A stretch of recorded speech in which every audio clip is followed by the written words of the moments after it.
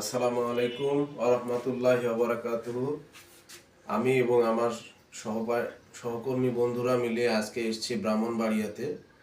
আমাদের এসএফসির একটা বিশেষ ট্যুর সম্পন্ন করার জন্য এসেছি। এসে আমরা বৃষ্টির মধ্যে এসেই, যদিও বৃষ্টি পাই নাই, কিন্তু তার আগে আমরা এসেছি এবং আমরা এখন হোটেলে উঠেছি।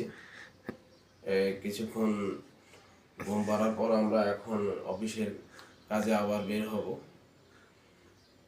অনেকদিন পর একটা বাহিরে আমার সফর খুবই ভালো লাগছে। ইতিপূর্বে কখনো আমি ব্রাহ্মণবাড়িয়াতে আসি নাই, প্রথম আসছি। তো যাই হোক, মোটামুটি যে হোটেল রুমটা আছে খুবই ভালো লাগতেছে। এখন দেখা যাক, সকালবেলা আমরা নাস্তা করে অফিসের জন্য বের হব। খুব একটা সুন্দর পরিবেশ।